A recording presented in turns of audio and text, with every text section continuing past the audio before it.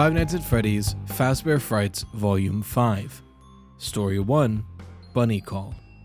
Written by Scott Cawthon, Elley Cooper, and Andrea Wagner. Published by Scholastic Entertainment. Narrated by Barone.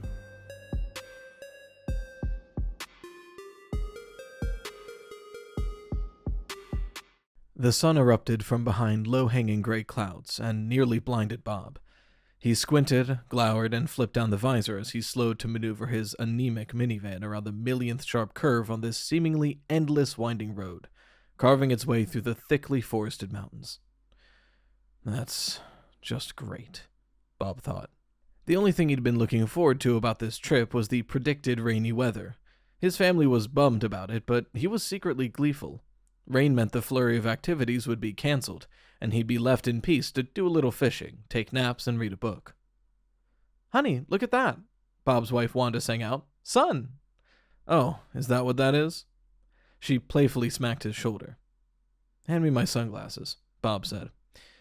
Bob took his eyes from the road for a couple seconds and watched Wanda lean forward to dig the sunglasses out of the glove box. He admired her shiny auburn curls and the soft contours on her profile. Wanda was petite, pale, and freckled, with small features. Even after 12 years of marriage and 3 kids, she was still the pretty, perky cheerleader he'd fallen for when they were seniors in high school. The only noticeable difference was her clothes, having traded her pom-poms and pleated skirts for the latest fashion. Today she was wearing high-waist short black shorts and a netted lavender top over a black tank. The top fell off one shoulder. It looked great. Eyes back on the road, Bob put on his sunglasses. Then he took a couple seconds to check himself out in the rearview mirror. A couple seconds was all it took to confirm that he didn't look like the jock he'd been in high school. Gone were the long, thick black hair, the sharp jawline, the mischievous dark brown eyes, and the wide, carefree grin. In their place were thinning, graying short hair, soft jowls, tired eyes, and lips clamped into a downward curve. Most of his muscles had gone wherever too much of his hair had gone. He didn't have enough time to work out, and it showed. Bob quickly shifted his attention to the drive. He pulled the minivan into the right lane as the road started climbing upward, and the 2 lanes turned into 3, creating a passing lane. 2 sporty sedans pulled out from behind Bob to zip right by. Bob sighed. "I miss my MG." Wanda glanced at him but wouldn't take the bait. She never did. She'd talked him into selling his beloved MG when they had their second child. He'd regretted it ever since. He missed everything about that car, even its smell. The distinct motor oil/leather seat smell that always made him feel manly and young. Bob shook his head and tried not to inhale the scents of the minivan. Peanut butter, dirty socks, and grape juice. "Guess what, everyone?"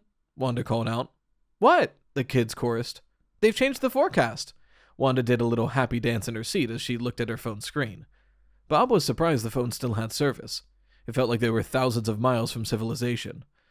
"Instead of 80% chance of steady rain," Wanda said, "it now says 20%. We're going to have sun."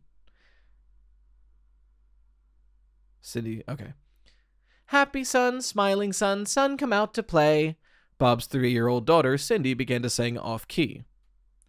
"Bright sun, friendly sun, it's a beautiful day." Wanda joined in with Cindy. Cindy giggled and started in on the grating melody again. Her curly auburn pigtails bounced as she bopped through the song. What Cindy lacked in singing talent, she made up for in cuteness and enthusiasm. Freckles and a happy grin won over everyone who met her. "Come on, let's all sing," Wanda called out. 7-year-old Aaron sat next to Cindy, in the car seat he was excited to be growing out of soon. He shared his sister's freckles and auburn hair as well as her energy, and predictably joined in the singing. Tyler, 10, lanky and dark with broad shoulders that telegraphed the athletic build he'd have soon, lounged in his own space in the 3rd row of the seats. Tyler liked to set himself apart because he was the oldest, but he was still young enough to want to be included in family fun. He still loved game night, movie night, Sunday picnics, and sing-alongs. Now he did his part by providing a beatbox backup. "Happy sun, smiling sun, some come out to play," Bob's family sang. "Come on, Bob," Wanda cajoled. "Sing!" Bob grunted, then ground his teeth while his family went through the 2 lines at least half a dozen times. Give me some classic rock and I'd belt out with the best of them, Bob thought, but he wasn't going to sing about the stinking sun. Bob kept his lips pressed together and his eyes on the road, where the still wet pavement was glistening in the newly shining sun. The double yellow line was a tether pulling the minivan inexorably toward its destination. Bob might be driving, but he had no control. Not really. When was the last time he'd had control? Before Tyler was born? When he and Wanda were married? Before they met? Since he was born? Was control an illusion? Finally, the song wound down, and Aaron asked the age-old question, "Are we there yet? Are we there yet? Are we there yet?" Cindy parroted. "How much farther? Are we there yet?" Wanda asked Bob. "Not you too," Bob said with a sigh. Wanda laughed. She looked at the map she had unfolded and answered her own question. 27 more miles, she said. Bob found it endearing how Wanda insisted map reading was more fun than using a GPS. It was one of the many quirks he loved about her. Making up songs, like the Dumb Son song, was one of the many quirks he wasn't so crazy about. Harping continually on family togetherness was one of the quirks he truly hated. When Tyler had been young, it wasn't so bad. Taking his son on fishing trips and to ball games was no trouble at all. Even the hikes Wanda had planned were fun. When Aaron was born, the family activities had gotten more complicated, but they still had been doable. Adding Cindy to the mix had raised the chaos factor tenfold. Cindy wasn't a brat or anything. She was actually a very sweet child, but her energy level was through the roof, and for some reason, all that did was amp up the boys. Lately, it seemed like Bob never got any peace or quiet, even at night. He could be sure that one or more of his kids would end up diving into a bed with Wanda and him at some point, every night, without fail. Where Bob used to have time for himself, now his time belonged to everyone except him. His work took a slice, his kids took a slice, Wanda took a slice. He never used to begrudge the time Wanda took, but that was because she wanted his time for fun things. Now all she wanted was for him to put on one of his many family man hats. Coach, teacher, playmate, cook, handyman, driver, shopper, janitor, money earner. A couple months before, Wanda's best friend had told Wanda about Camp Atenia. Atenia is a Native American name that means rich, Wanda read from the nearly magazine-thick brochure describing the place. We named our family-inclusive camp Atenia because a man who has family is indeed rich, she kept reading. Isn't that beautiful, Bob? He said absently. Bob had thought Wanda was just reading about the place the same way she read about Greenland and Norway and Albania. Wanda wanted to travel, and she loved to research destinations, but it turned out Wanda was serious about Camp Atenia. Why don't we just send the kids to camp, and we can stay home and hang out in the hammock? Bob asked when Wanda kept talking about it. He grabbed her and nuzzled her neck. Just the two of us. Wanda wasn't buying it. Neither did she approve of his idea that they go to a nice hotel and plop the kids by the pool so they could have some time alone together. He finally pulled out all the stops and suggested a high-priced resort that promised to entertain the kids while the parents lounged under big umbrellas on white sandy beaches. Bob wanted to relax. Wanda wanted something else. So here he was, on his way to Camp Atenia. Bob glanced in his rearview mirror to find out why it was suddenly so noisy in the minivan. Now all three of his kids were engaged in some elaborate hand-clapping game. Wanda leaned toward Bob. Zoe and I used to love camp when we were little girls, she told him for the 10th time. The only downside was that we had to be away from Mama and Daddy. Isn't it awesome we don't have to put the kids through that? We'll all be together for a full week. Awesome. If Wanda noticed his sarcasm, she ignored it. A deer ran across the road in front of the minivan, and Bob hit the brakes. Thankfully, the minivan hadn't been going very fast. It couldn't. It had no pick-me-up for steep grades, especially at high altitudes. Even though he easily missed the deer, Bob felt his blood pressure go up. "Can you keep it down?" Bob bellowed at his kids. "I'm trying to drive up here." Momentary silence. "Do you think there are fairies in there, Daddy?" Cindy asked him. She was staring out the side window at the dense forest crowding the side of the road. "Why not?" Bob said. Wanda had told him over and over that Cindy was extra sensitive. He could never burst her bubble. If she wanted to believe there were fairies, it was his job to go along with it. Wanda changed the subject. "So what are we going to do when we get there?" she asked the kids. Bob groaned. Not this again. All three of them started shouting at once. "Big bubbles, talent show, karaoke, scavenger hunt, puppets, paint rocks, trampoline, dancing, hula hoops, gymnastics," Cindy called out. "Trampoline, archery, horseback riding, canoeing, tubing, mountain biking, hiking," Aaron shouted. "Agility, kayaking, diving, sailing, swimming, tug-of-war, running, ping-pong, volleyball, bungee jumping, ziplining," Tyler yelled. Wanda laughed delightedly. She did this on purpose to spin up the kids. Bob was tempted to cover his ears with both hands, but obviously he couldn't do that and drive. And what about fishing, he thought. Bob loved to fish. Wanda hated it, but Wanda could manipulate with the best of them when she needed to. She'd used Bob's love of fishing against him when she was talking him into this trip. When it became clear that Bob was going to Campetinia, whether he liked it or not, Bob had comforted himself with the idea that he could wander off and fish on his own. That's when the truth came out. Well, you won't get to just go off by yourself, Wanda admitted. They have fishing tournaments, and maybe you can talk the boys into entering one with you. Why did everything have to be so organized? The kids kept firing out activities. Bob figured they'd have to stay for about 5 years to do everything the kids wanted to do, and they were only staying for a week. Only. Yeah, right. 7 days was an eternity. 7 days of fun and frolic, Wanda kept saying to him while she was getting everyone ready for the trip. She made it sound like that was supposed to be a good thing. How was Bob going to survive it? Camp Atenia, Bob had to admit, was a great-looking place, or it would have been if it wasn't infested with noisy families. Nestled in a narrow valley between two tall, wooded mountain ranges topped with a craggy rock, Camp Atenia hugged the edges of a massive, meandering, deep blue freshwater lake, Lake Amadahi. According to the camp brochure, Amadahi was Cherokee for forest water. That would have been an appropriate name for a lake in the woods, except for the fact that the camp was nowhere near Cherokee territory. When Bob pointed that out to Wanda, she didn't seem to care. Accessed via a 10-mile dirt and gravel road that left the highway at the bottom of a steep grade, Camp Atenia didn't announce itself until you were almost upon it. Then an understated rustic sign, nearly hidden behind a maple tree, reassured tired travelers they were in the right place. Camp Atenia, just ahead. The camp itself was as picturesque as its surroundings.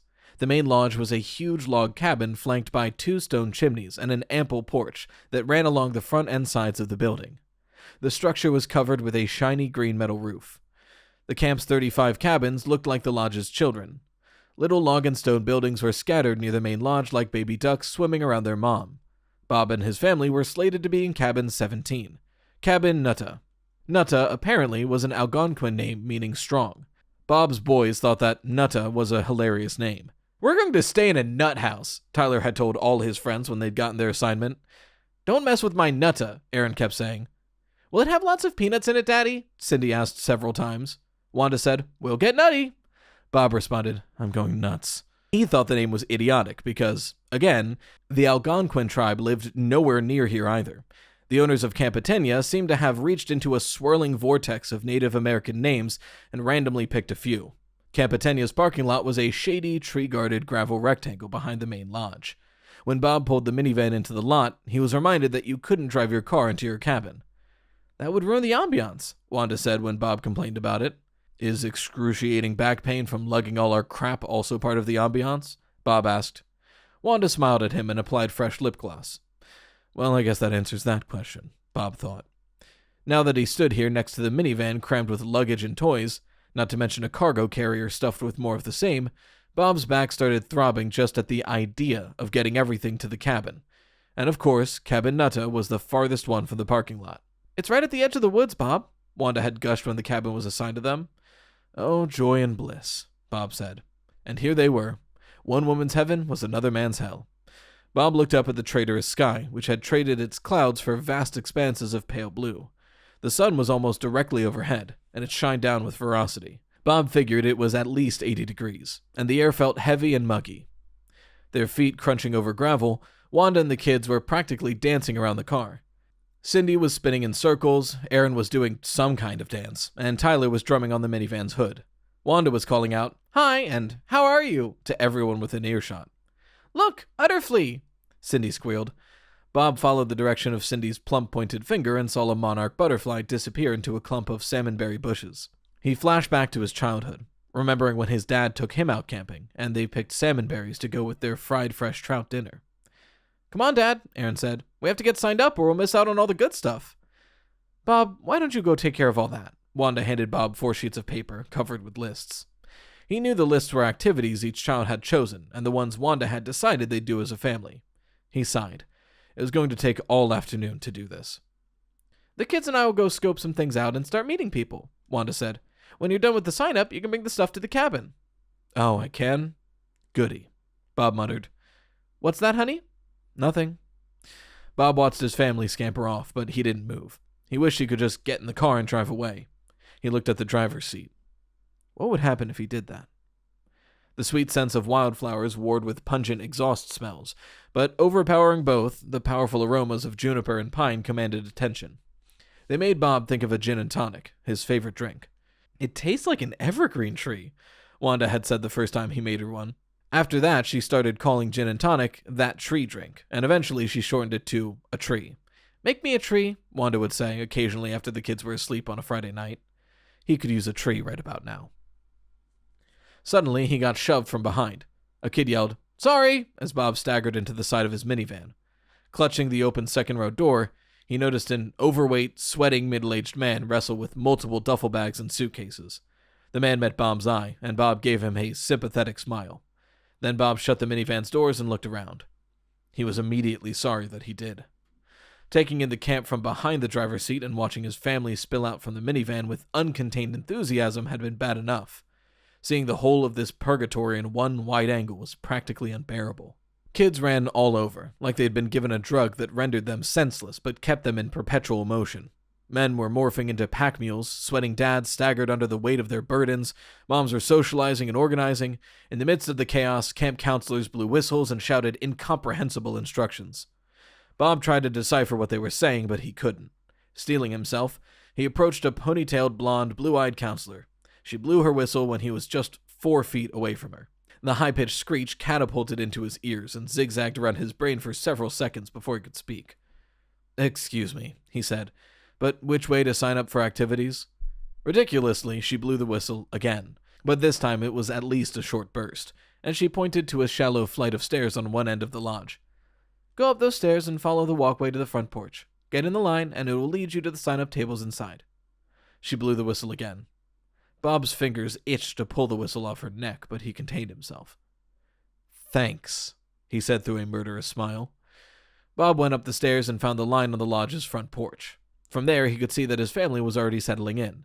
Cindy was holding hands with another girl, this one with black braids and spinning around on a big dock that stretched over the lake. What was it with little kids and spinning? Near Cindy, Wanda was talking to a woman while Bob's boys and another boy took turns trying to skip rocks across the surface of the lake. And here he was, standing in a line so he could take care of paperwork. Story of his life. Bob lost track of how long he waited. Flies droned around his head and he felt his nose starting to burn. That would teach him to ignore Wanda's advice to put on sunscreen. "It's going to rain," he told her confidently. "You never know," she'd said. It was amazing how often she did know what he didn't know. Someplace nearby, someone played a guitar. Someplace even nearer, someone ate beef jerky. Bob wrinkled his nose. The smell made his stomach roil. Other parents were chatting in line, but Bob kept his head down. For the first time since he'd pulled the minivan out of his driveway, he was able to think about the proposal he wished he was home working on. He didn't have time to take a week's vacation, and if he did, he sure didn't want to take it running himself ragged doing activities with a bunch of strangers. Honestly, he needed to be alone. Bob turned to his family again. Cindy and her new friend were now playing a makeshift game of hopscotch between the lawn and the lake, while the boys were trying to balance on the pilings along the edge of the dock. He was sure he was going to hear a splash pretty soon. Bob finally reached the doorway of the lodge. Hard to believe, but it would eventually be his turn. Curious in spite of himself, he looked around the lodge's interior. It was just as the brochure depicted. Exposed log walls, lots of heavy big wood furniture padded with cushions covered in vaguely Native American patterns. A massive buck's head presided over the fireplace, and the chandeliers hanging from the log roof were made of antlers. This was not the best place to be a deer. Bob took one last peek at his family before he stepped completely into the building. As expected, the boys fell into the lake. Cindy continued to play hopscotch, and Wanda laughed at her sons, only because they were laughing too. If anyone had asked Bob if he loved his family, he would have answered a vehement yes, because he did. But that didn't mean he liked them all the time, and lately he'd been liking them less and less. They always wanted something. "Daddy, look at the picture I drew," Cindy would say. "Dad, can you throw the ball to me?" Aaron would ask. "Dad, please help me with this school project," Tyler would beg. "Honey, the garage door's rattling. Please fix that," Wanda would order. Yeah, order. She always said please, but it felt no less like an order than it did when a boss said, "Get that done today, please." Bob was tired of all the requests, all the obligations. He needed to breathe. "It's your turn, dude." Someone tapped Bob on the shoulder. He looked around. A young dad who obviously still loved fatherhood stood behind Bob. The dad grinned and pointed over Bob's shoulder. "You're up." At the table in front of Bob, a hefty, tanned woman with super short, dirty blonde hair and smile lines around her eyes looked up at him. "Hi, I'm Marjorie." She gave him a big smile, and he admired her very white, even teeth, even while she pointed to the white plastic name tag pinned to her green Campitania shirt. "Welcome to Campitania." "Oh, is that where I am?" He was aiming for dry humor, but apparently missed the mark. Marjorie's smile faltered. She frowned for a second and then said, "Name?" "Mackenzie." Oh, his last name is Mackenzie. I got very confused for a second. The woman tapped the keys on a wireless laptop. "Bob, Wanda, Cindy, Aaron, and Tyler." "That's right. Okay, let's get you signed up. Have you prepared your list of activities?" Bob handed the woman Wanda's neat lists. The camp offered 112 activities, and asked that campers come prepared with lists of at least 20, ordered by preference. Wanda's lists held 72 activities altogether. Bob wondered what Marjorie would do with all that. But she didn't seem surprised at all. "Perfect," Marjorie said as she began typing. Bob watched her, his jaw clenched. One of the objections he had to the whole Camp Atenia, in fact to any summer camp, was the rigidity of the whole thing.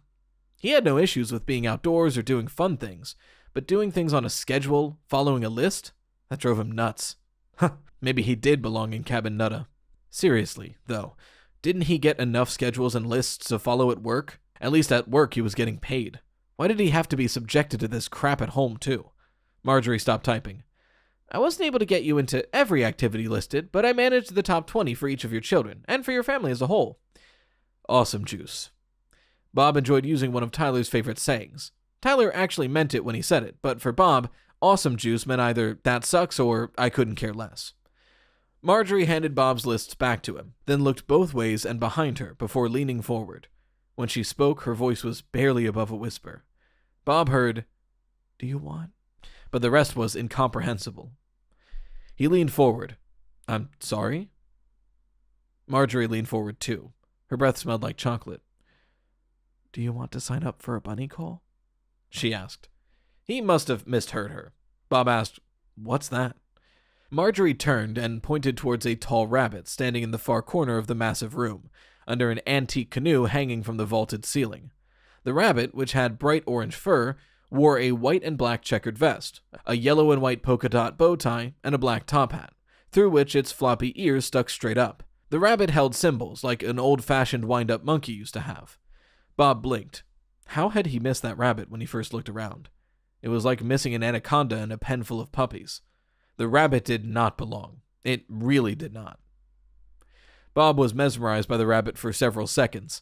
He couldn't tell if the rabbit was a person wearing a costume or one of those creepy animatronic things he'd seen in a couple of restaurants his family had visited when he was young. In any case, it wasn't the kind of rabbit that made you want to cuddle up to it. Its eyes were a little too big to be friendly. They bordered on crazed. "Mr. Mackenzie? Bob?" Bob blinked. "Huh?" Marjorie grinned at him and winked. "When you sign up for a bunny call, the rabbit over there, his name is Ralpho, will visit your cabin." Bob looked up at the rabbit, Ralpho. "He'll come into your cabin, screaming, clashing cymbals, and spinning his head," Marjorie chuckled. "It's really something terrifying to behold." Bob could just imagine it. "It's quite the wake-up call," Marjorie added. Bob didn't get it. Wake-up call? "Oh, right, I didn't say. Ralpho makes his rounds between 5 a.m. and 6 a.m. During that hour, he'll visit every cabin that signs up for a bunny call. It's a bit of a naughty prank we play on the children on their first day here. Most of them love to have that rush of terror when they're scared silly first thing in the morning." Marjorie chuckled again. In her low voice, the sound was reminiscent of a villain's devilish laugh. "Are you interested?" Bob looked from Marjorie to Ralpho and back again. He thought about his annoyingly happy family and their insistence that he spend his only week off this summer in this poorly disguised detention center for overworked dads. He thought about how long he'd stood in this stupid line signing up for all the asinine activities. He thought about all the luggage he still had to schlep to Cabin Nutta. Then he thought about how his family reacted to loud noises in the morning. That thought began teasing some of his good humor to the surface. "Sure," he grinned. This was going to be a riot. "Wonderful," Marjorie said. She tapped on her keyboard again. "There, all signed up." She smiled up at him and he smiled back. It was Bob's first genuine smile of the day. It was the first moment since this trip had been scheduled that he felt something other than resentment and annoyance. He even felt a little delighted. Marjorie leaned over to grab a stack of papers she'd just printed. She thrust them in front of Bob. "If you could read over these to be sure you approve, then initial each page." She handed him a pen. He sighed and read the excruciating lists one more time. He didn't approve at all, but he initialed the pages anyway. Marjorie beamed. "Excellent." She shuffled the papers and stapled some of them together. "Here are your schedules," she said. "Ralpho will visit in the morning, and the rest of your activities are blocked out on the calendar." She handed Bob a key and a little booklet. "Key to Cabin Nutta and a book of camp rules," she explained. Oh, lovely. A book of rules. Bob needed more rules. Like he needed a few more jobs or a few more kids. He didn't say that out loud. He just took the rule book and the key. "Have fun, and don't hesitate to ask if you need anything," Marjorie said. Bob nodded at her, gave Ralpho one last look, and then headed outside. He noticed his step felt lighter. He was tempted to do a little spin as he headed out the door. Instead, he turned to Ralpho one last time and tipped an imaginary hat to his new friend. "Thanks, buddy," Bob said quietly. Ralpho had given Bob the most profound sense of gratification he'd had in weeks. Bob hauled the last load of luggage into Cabin Nutta and stepped back outside to catch his breath. Basically an A-frame with a shallow porch. Cabin Nutta was a simple log structure with 2 small side windows, 1 picture window in the front, and a small window on the loft level. Bob shook his head at the cabin. It wasn't the 5-star hotel he had envisioned spending his vacation in. "Bob?" Wanda called. He went inside the cabin and Wanda gave him what he'd come to think of as the look. The look was a lips quirk to the side with an eyebrow raised expression that meant, "You're not doing what I want you to." "What?" Bob asked. "You need to get a move on. It's time for the opening day picnic," Wanda complained, bustling over to Bob and waving the schedule under his nose. "See? 4 p.m. We're going to be late." "No one is on time for picnics," Bob said. Wanda threw a pair of khaki shorts and navy blue polo shirt in his direction. "Here, change into these. You smell like sweat." "You think?" Wanda's words had sounded accusatory, and he wanted to ask her how he was supposed to have gotten all their stuff into the cabin without working up a little sweat. Instead, he watched Wanda set up Cindy's sleeping kit, a small vinyl pouch tucked into a white wicker basket. The pouch held a sleep mask, earplugs, and the basket included a cup of water with a lid. From early in their relationship, Bob had known that Wanda was a loud snorer. She'd fallen asleep on his shoulder at an outdoor concert once, and her snores were somehow audible over the loud music. When they had kids, he found out that the snoring thing was genetic, and unfortunately, it came with a propensity toward light sleep and an overreaction to being awakened by loud noises or bright lights. These days, Wanda and all the kids wore earplugs and blackout sleep masks to bed.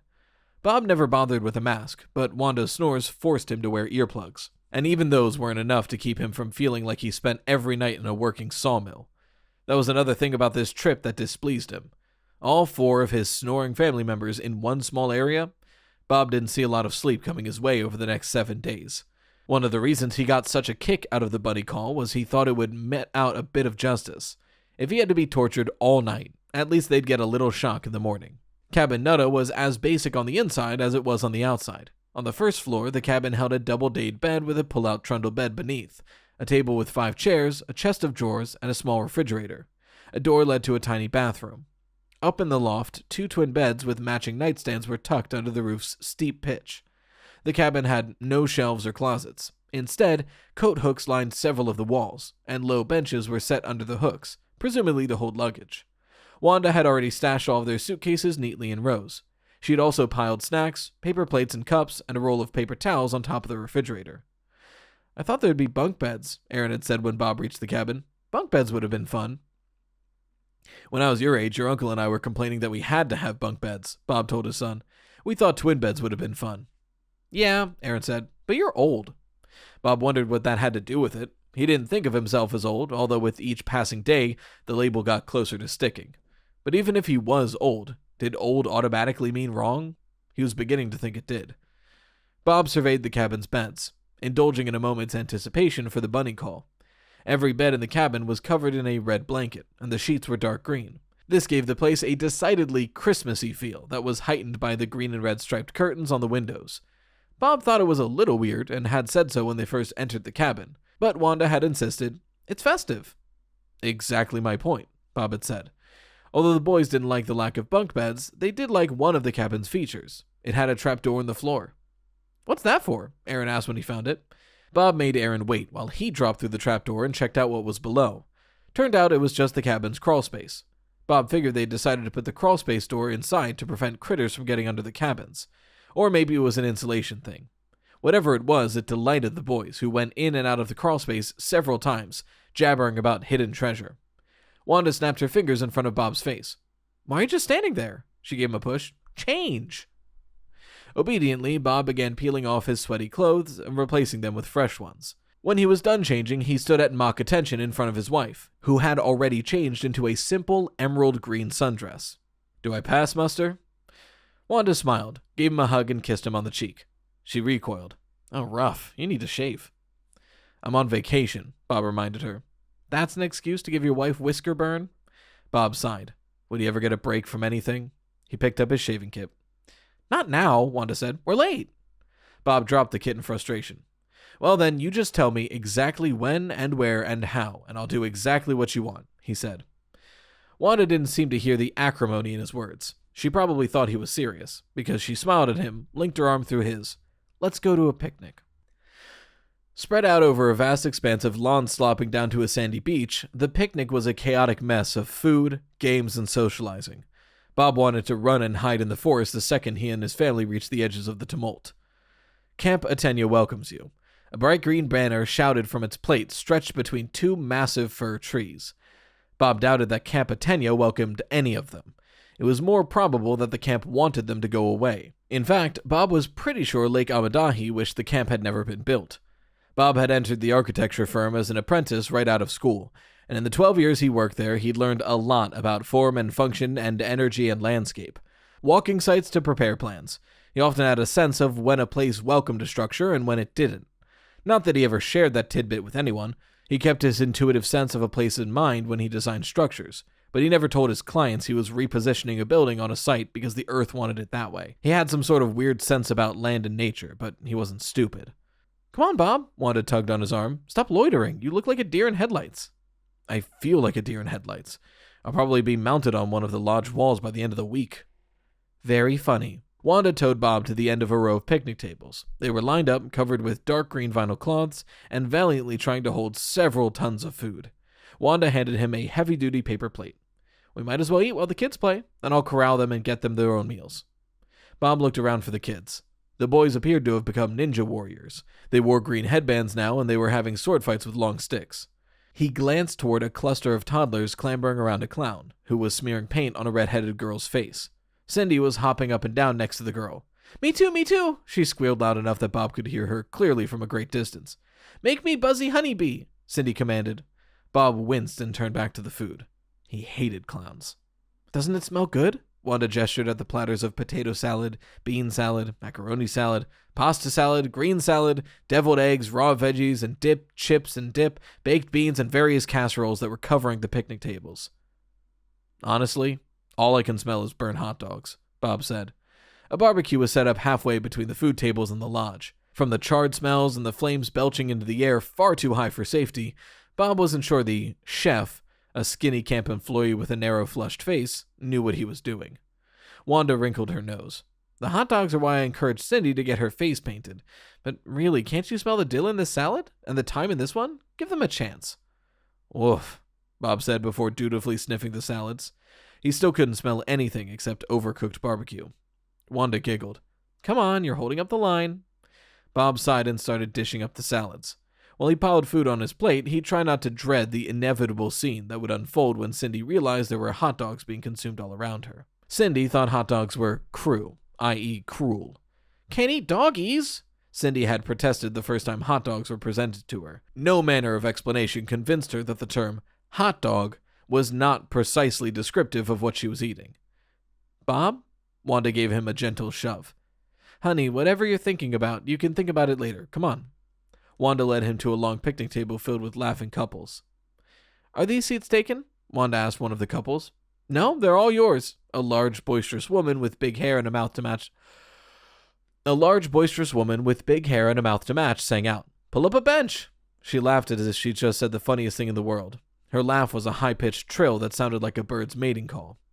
Her husband, a small, sandy-haired man with sunburned ears, glanced up and offered an unconvincing replica of a smile. Bob matched it with his own social tooth-baring. Wanda plopped down on the bench and scooted in to make room for Bob. "I'm Darlene." the woman said. "And this is Frank." She pointed at the guy with the sunburned ears. Frank lifted a fork, then returned to eating. "Don't mind him," Darlene said. "When he gets food in front of him, he forgets how to talk. Eats like a horse, my Frank. And look at him. It's not fair. I ate a carrot and I gained a pound." Bob had no idea what to say to that, so he let Wanda handle it. He heard her say something sympathetic while he put his attention to his food. The bench was hard and narrow, and it hurt his butt. He shifted and whacked his knee on the picnic table frame. He shifted again, and a splinter the size of a small knife jabbed him in the thigh. A pair of flies dive-bombed his plate, and he shooed them away. This was supposed to be fun? He stabbed a chunk of potato and stuffed it in his mouth. It wasn't cooked all the way through. He hated crunchy potatoes and potato salad. He made a face as he chewed, wishing he could spit it out. Wishing he could spit out this whole miserable experience. While Bob ate, an animated conversation about camp activities began. Everyone at the table offered an opinion about what was going to be the most fun thing to do at Camp Atenia. Even Frank, who had finished eating, joined in on the apparent glee when he talked about the tennis tournament that would start the next day. When Wanda piped up to tell everyone that their whole family was competing in a capture the flag competition the next day, Bob almost groaned out loud. He'd forgotten he'd agreed to that. The very thought of running around the woods trying to grab a piece of cloth made his teeth hurt. Bob had hoped that after the picnic he could spend the rest of the day sitting in a deck chair, but he was reminded why he rarely bothered being optimistic. The picnic ended at 6, and Wanda informed him that their family was signed up for team competitions from 6 to 9, in darts, horseshoes, and the card game Hand and Foot. After that, there would be a big campfire and marshmallow roast. "It's going to be great fun," Wanda chirped a little later as she cleaned up the ketchup smeared on Cindy's face. Predictably, Bob finished last in darts and horseshoes, and 7th in the hand and foot competition. But Tyler was the only one who had a problem with that. Luckily, his disappointment didn't last long. Tyler was like his mom. He didn't dwell on what couldn't change, he just moved on to the next possibility around the corner. "That's what life is all about, Bob," Wanda always told him. "Possibility. Every day is filled with possibility. You just have to look for it." Bob had thought this was adorable for the first few years he was with Wanda. Now it was grating on him. Maybe because he wasn't seeing a lot of possibilities that pleased him. This one, for instance, wasn't high on his good times list. The evening's campfire was a massive conflagration expelling smoke that hung in choking swirls over the entire lawn and beach. Bob's eyes burned, and his throat felt raw. "Look at the big fire, Daddy," Cindy said, tugging on his hand so they could move closer. Bob had instinctively grabbed Cindy's hand as soon as he'd seen the fire. She loved bright things, and he knew she'd make a beeline for it, which she did. "Fire's hot, sweetie," he said. "We'll look at it from over here." He tried leading her to a pair of lawn chairs well away from the flames, but she was having none of it. "No, fire! Roost swallows!" Cindy demanded. Wanda took Cindy's other hand. "I'll take her. You go sit." Bob let go of Cindy's hand. "Thanks." Wanda blew him a kiss and trotted with Cindy toward the marshmallows and crackling fire. Bob turned toward the lawn chairs, but of course they were all taken now. He scanned the area for a place to sit. Sighing, he went toward one of the logs set up around the campfire and awkwardly perched on the curved edge. A mosquito immediately appeared and landed on his knee. He smacked his knee and killed the mosquito. "I thought you guys didn't like smoke," he said to the dead bug. "I think they get used to it," a balding man with a big gut said as he dropped onto the log next to Bob. "Maybe they build up a tolerance in places like this." His voice was deep and smooth. He could have been a radio personality. "Think so?" Bob said noncommittally. He held out his hand. "Bob Mackenzie." "Stephen Bell." The man shook Bob's hand. "Actually," he said, "I think my theory's full of it. Mosquitoes don't live long enough to build up a tolerance. Did you know the average female mosquito lives about 50 days and the average male lives about 10 days? "Figures," Bob said. "The females and the babies never leave them alone." Stephen laughed. "You got that right." He gestured toward a pair of very pretty blonde girls Bob guessed were 13 or 14. The girls were flirting with a couple of teen boys wearing pants so baggy they were about to fall off. "Or they worry themselves to death. Those 2 girls are mine." The guy shook his head. "I don't sleep much." Bob nodded. "I can see why." "You have girls?" "One. She's just 3. 2 boys, too." "Fatherhood's not for the faint of heart," Stephen said, "but it's a heck of a lot of fun." Bob offered a socially acceptable nod that didn't represent at all what he was thinking. It was nearly 11 p.m. by the time the whole family was back in the cabin and the kids were ready for bed. The boys had said goodnight and fell into their twin beds, asleep almost the second they hit the mattress. Their snores began vibrating the exposed ceiling beams immediately. Cindy, on the other hand, was wound up. Wearing one of the cabin's extra quilts as a cape, she was dancing around the place shouting, "I'm a princess!" "If you're a princess, where's your crown?" Bob asked. Oh, now you've done it, Bob, Wanda said. And sure enough, Cindy started crying because she didn't have a crown. Oops, Bob said. It took Wanda several minutes to convince Cindy they could make her a princess crown during craft time the next day. In the meantime, Cindy had an invisible crown. Okay, Cindy finally said. Wanda and Bob sighed in relief. Cindy wasn't ready to go to sleep. Story, she begged, crawling into Bob's lap. Bob sat with his back against the metal frame of the double daybed. He was pretty sure the frame, in a previous life, had been a medieval torture device. It managed to attack both his spine and his kidneys at the same time. Bob wrapped his arms around Cindy and tried not to inhale her smoky scent. Normally, Cindy smelled like strawberries and vanilla at night. The strawberry scent was her shampoo, and the vanilla was from the warm vanilla almond milk she liked to drink before bed. Wanda decided to skip the kids' bath time tonight because the day had been so long, and Cindy was already feeling bloopy from too many swallows to make room for her usual before-bed treat. Bob watched Wanda open the window from the far side of the cabin. She was fanatical about having fresh air in the evening, no matter how cold it was outside. At least it wasn't that frigid tonight. Wanda crossed the cabin, pulled back the covers, and slid in next to Bob. She looked at her daughter. Okay, what story are we doing tonight? She asked Cindy. This was the routine. Bob held his daughter, and Wanda told the story.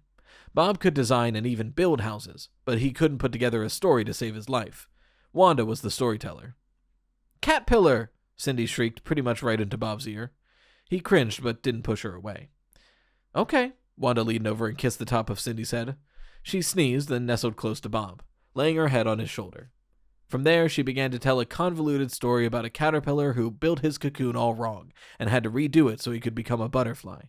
At one point, Bob was tempted to insert a couple architectural details regarding the building process, but he wisely remained silent. At the beginning of Wanda's story, Cindy kept piping up with her opinions on how things should go. Every time she did, she squirmed and ended up elbowing Bob in some sensitive area of his anatomy. It was like trying to cuddle with a small kangaroo. Bob wasn't a huge fan of the experience, but about 5 minutes in, she closed her eyes and her body went limp. This was the part of the night Bob did like. In fact, he pretty much loved it. When Cindy relaxed, her sweet toddler Pudge filled Bob's arms with pillowy, warm softness, and then holding her was one of the most sweet and comforting things in the world. Sometimes it was so comforting he forgot who he was and what he had to do the next day. He forgot to be overwhelmed and angry and resentful. It took him back to childhood, to memories of snuggling his well-worn teddy bear. Earplugs, Wanda whispered, holding them out. Bob took the earplugs and gently inserted them into Cindy's ears while Wanda took care of her own. She gave Bob a kiss on the cheek, put on her sleep mask, and said, "Good night," as she curled onto her side next to him. Wanda and Cindy started to snore almost simultaneously. Cindy's first whirring blat landed in the same ear she'd shrieked into a few moments before. This time, Bob shifted Cindy in his arms, but he didn't immediately transfer her to the trundle bed. He just sat there, holding his daughter and listening to his family's rumbling snores. Beyond the snores, the noises of the nighttime forest reached out to Bob's senses. That, combined with the tender sweetness of his family snuggling close, eased the remaining tension in his body. Nighttime in the forest was actually one of the things he'd been okay with about the trip. He remembered lying in his sleeping bag next to his dad, under the stars, listening to the crickets. Ever since then, nature's night sounds had soothed him. Bob tried to hear the crickets now, but all he could hear were Cindy's little popping splurt, splurt in his ear. That was okay, too. Wait, was that an owl? Bob listened hard. Yes, an owl hooted not too far from the cabin. Bob's dad, a nature and animal lover, was interested in animal symbolism. He'd taught Bob that owls were often seen as harbingers of death, but they could also be portents of renewal and rebirth. What message did this owl have for Bob? Bob didn't know, but he did know that for these cherished moments holding Cindy, he could convince himself that he had good things in his life. He could talk himself into the all-is-well mentality Wanda lived out every day. Suddenly, Bob stiffened. The image of an orange bunny with white and black checkered vest flitted through his mind. Ralpho. Oh, man. Bob whispered. How could he have signed his family up for such a cruel prank? It was probably going to traumatize Cindy for life. Listening to the snoring concert going on around him, Bob thought about how upset his wife and kids always were when they were awakened abruptly. Doing that on purpose wasn't the nicest thing in the world. No, tell the truth, Bob, he berated himself. The truth was that signing up his family for the bunny call was crew. What had he been thinking? He'd been thinking about himself. Now he thought about his peacefully sleeping wife and kids. However put upon he might feel about this trip, taking it out on them wasn't justice at all. It was selfish and childish. He sighed. Well, it was too late now. Hopefully the bunny call wouldn't be so bad. Bob inched away from his wife and carefully placed Cindy in the trundle bed. Then he put his own earplugs and lay back on his pillow. In spite of his exhaustion, he lay there a long time before he fell asleep. Bob sat up in bed and clawed at his earplugs. Digging them frantically from his ears, he felt his heart hammer against his ribcage like it was desperate to get out. Sweat glued his gray t-shirt and boxer shorts to his body.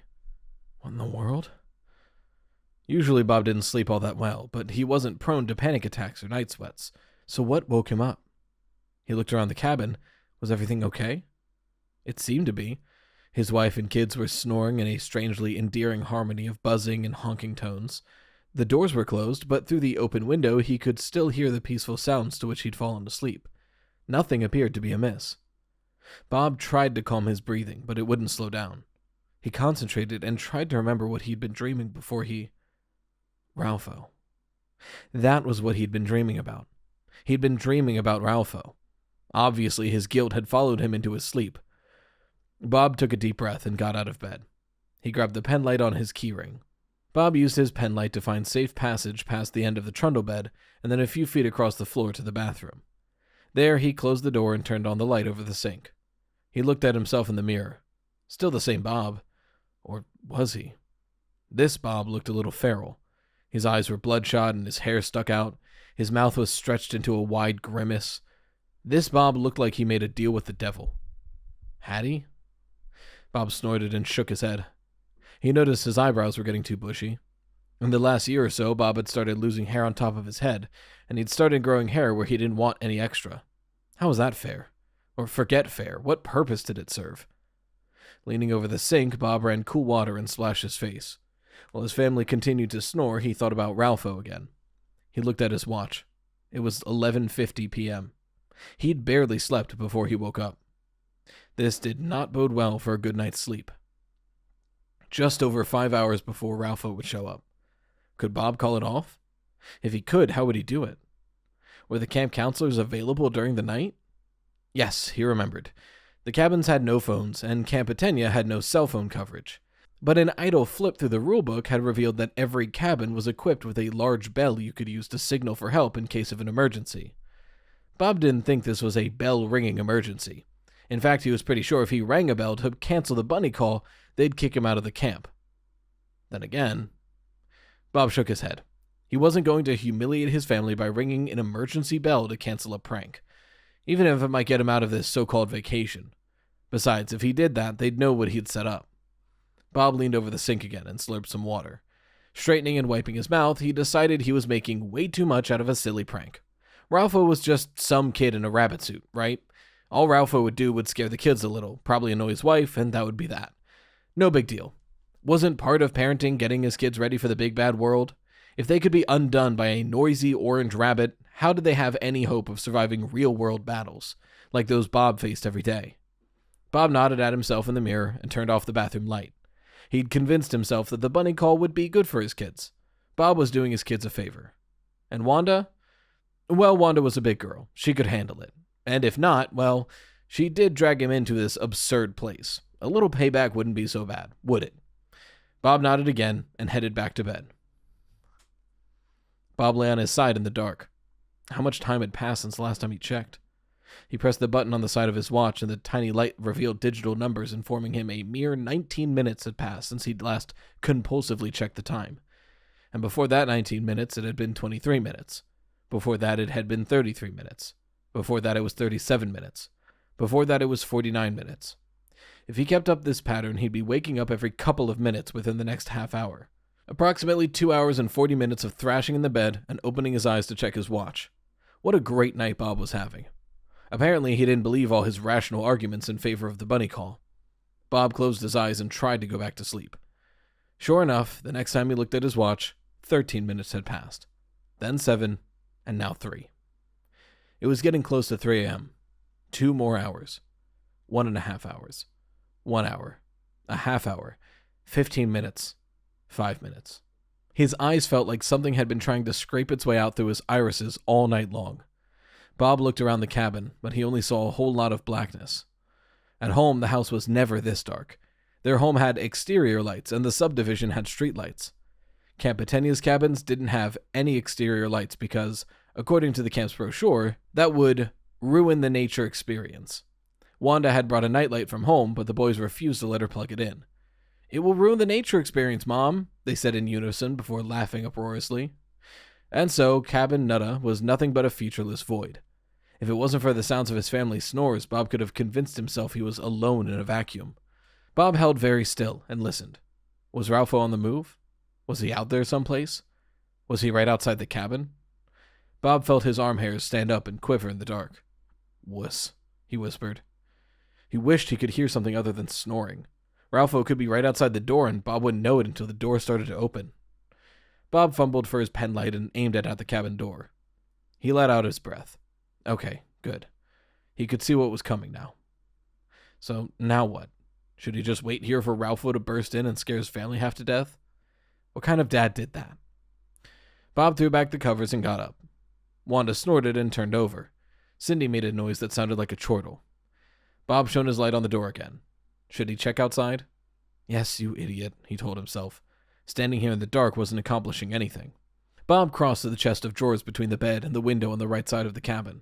He felt around in the top drawer for a pair of sweats. Finding them, he pulled them on, then went to the cabin door and slipped on the sandals that were neatly lined up with a row of smaller sandals against the wall. He opened the door, tensing because he half expected to be smacked upside the head with a cymbal. But the cabin's small porch was empty. Bob looked out at the blackness that surrounded Cabin Nutta. He glanced up at the sky. No moon, no stars. Apparently the clouds had come back, but what good were they at night? And where was that rain? It didn't matter. He was distracting himself from the matter at hand. Resisting the urge to turn on his penlight, Bob let his eyes adapt to the dark. It didn't take long for him to be able to pick out shapes. He could see the vague outlines of the nearest 3 cabins. He could also see the vertical patterns of the wood at the edge of the camp. Between the 2 cabins, a handful of distorted shapes baffled Bob, until he remembered a rustic playground was situated there. Bob saw a small spark of light in the playground area. He froze. Was that Ralpho? What if that was Ralpho, using a penlight like Bob's? Bob strained to see in the dark.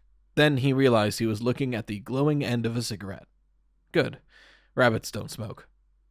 Bob contained a burst of laughter. Rabbits don't smoke? Was Cabin Nutta really making him nuts? Ralpho wasn't a real rabbit. Bob watched the minuscule circle of light. It rose and lowered a couple of times, then Bob realized he could just make out the outline of a man. A man, not a rabbit. Closing the cabin door behind him, Bob stepped off the cabin's porch. He headed across the 100 feet or so from his cabin to the lit cigarette. The early morning air was cool and heavy with the thickly sweet scent of the woods and the fresh scent of recently cut grass. Dew moistened Bob's toes as he walked. Away from his snore-ridden cabin, Bob could hear night sounds more clearly. Crickets were industriously chirruping. He also heard the rustle and crack of tree branches, bending to the will of the wind that had apparently started blowing during the night. As Bob neared the tiny flicker of light, he heard a man's feet shuffle against the rocky ground. Then a loud sigh. "Hello there," Bob called out softly. The tiny light jerked. "Sorry to startle you. I couldn't sleep." Bob listened to a man suck in smoke and then expel it. The smell of menthol made Bob's nostrils twitch. "Me either," the smoker said unnecessarily. A flashlight clicked on, and the smoker shined a beam of light on his own face. It made the smoker look sinister, especially with the smoke pouring out of his nose, but Bob could tell the guy was probably pretty normal looking in the daytime. He had a thick head of light-colored hair and had what may be blue eyes. The eyes, though, looked sad. Bob flicked on his penlight and shined it on his own face. He chuckled. "Not our best sides, huh?" The smoker appeared to smile. It was hard to tell. The macabre effects of his flashlight turned the smile into a sneer. "I'm Bob," Bob offered his hand. "Philip." Philip took the last drag of his cigarette and pinched it out between 2 fingers before taking Bob's hand and shaking it. Bob felt a little intimidated by the pinching a lit cigarette move, but he told himself to grow up. Aiming his light around, he saw that Philip was leaning against the end of the swing set. Bob was tempted to take a seat in one of the swings, but then he'd feel even more like a little boy than he already did. "You sign up for the bunny call too?" Philip asked. Bob's breathing sputtered like a guttering candle. He had to run his tongue around the inside of his mouth before he answered. Yeah. Philip flicked his lighter on and off and stuffed it in his pocket. Probably not my best decision. His expression seemed a little severe for the situation, didn't it? I've been awake most of the night thinking about it, Bob admitted. He looked at his watch. What's the time? Philip asked. It's 5:08, Bob said. Why doesn't time crawl when things are going right? Philip asked. Bob didn't answer. What was the point? So he stood in the dark with Philip and listened to the wind. He also listened to the ticking of an imaginary clock. It ticked louder than any real clock Bob had ever heard. Ralpho could show up at any minute. The men listened and waited. Bob's intestines felt like battling serpents flailing around the inside of his belly. Bob was seconds from throwing up, but he managed to get himself under control. The serpent slid back down into his gut, but it didn't stop writhing. My mom collected stuff, Bob said. Philip shifted at the unexpected words. His back chuffed against the swing set. Bob was surprised too. He didn't know he was going to say out loud what he was thinking about. Since he started, though, he figured he'd finish. It was better than hanging out here waiting for an orange rabbit while his anxiety ate him alive from the insides. Her favorite collectibles were baskets and china teacups. An image of Bob's mother filled his mind. His mom had been old school and very feminine. She always wore pastel slacks and floral silk blouses, even on house cleaning day. She always tried to be the perfect wife. She'd kind of spoiled Bob, if he was being honest. He thought he'd have a life like his dad's. Come home from work, put his feet up and read the paper. Talk about a culture shock. Not that Wanda wasn't a great wife. Bob remembered he was telling a story. She kept her most prized baskets on top of the hutch in the dining room, and the teacups were on top of the sideboard. That was next to the hutch. Bob paused and listened to the wind. That was the wind, wasn't it? When nothing appeared out of the night, he continued. One day I thought it would be fun to try to see if I could throw my basketball up into one of her baskets. I have no idea why that seemed like a good idea. I was 9. Philip didn't say anything.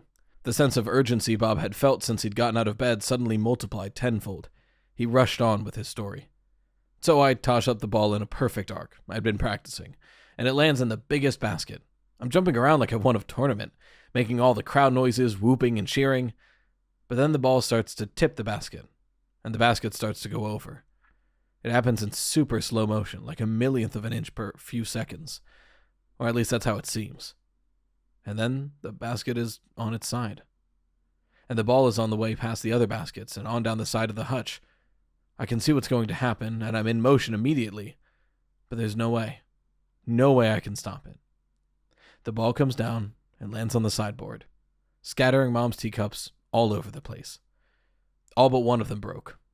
Mom was devastated. Bob stopped and cleared his throat. Once I made the decision, the rest of it was out of my control.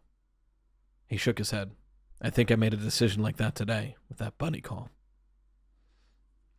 A loud, half-bang, half-yelping cry sounded in the distance. Bob and Philip both whirled around.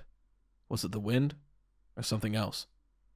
Philip coughed, cleared his throat, and said in a smoke-abraded voice, My mom died when I was 5. I hardly remember her, but I remember how my dad was before she died. He was a great dad. Taught me how to throw a ball, always showed me what he was working on when he fixed stuff, read me stories at night. But then after Mom died, my dad... Philip paused when a keening sound sliced through the camp and speared both men. Bob's muscles were taut with fear and dread.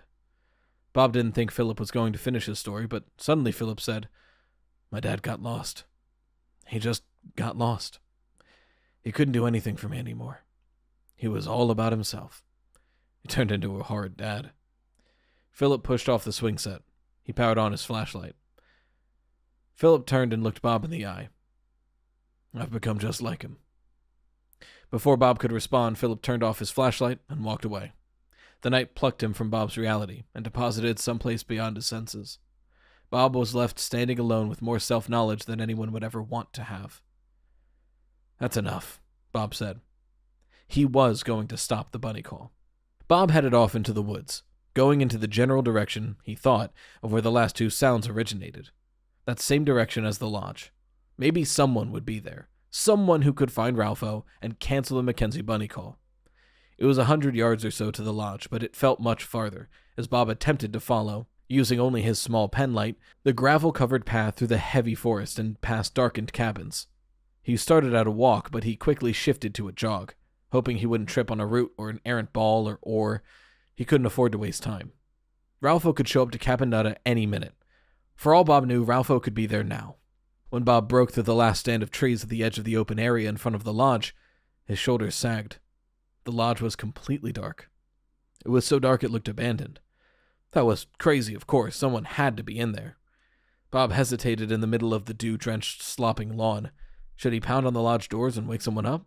A squall echoed through the trees. Bob whipped around to look back at the path he'd come down. He stopped thinking and simply went into action. Jogging again, he retraced his steps until he was about halfway to his cabin. His family. Then he heard a scuttling sound that froze his intestinal serpents and turned his spine to ice. Was that Ralpho? Bob aimed the narrow beam of his penlight to the underbrush on either side of the path. The pale white light landing on the drooping leaves of a wild rhododendron. The plant seemed to be trembling. Surely Bob was imagining that. Of course he was. The wind was just stirring the slick green leaves. Or was it the wind? The leaves weren't moving in a direction that made any sense. An abrupt explosion of snaps and crackles stirred up a rustling that seemed to move away at a right angle to the path. Without thinking about the consequences, Bob veered off the path and dove into the thick vegetation. He followed the sounds. Pop. Crinkle. Ting. What was that sound? Bob stopped abruptly, losing his balance. He threw a hand out to catch himself, and he scraped his palm on rough bark. He turned off his penlight. He listened. There it was again. Barely there. A slightly metallic rattle. Was it a cymbal? Trying to make as little noise as possible, Bob started moving again, following the sounds. They moved steadily away from him, heading towards the edge of the camp, heading in the direction of Cabin Nutta. But not necessarily to Cabin Nutta. There were at least 5 other cabins around Cabin Nutta.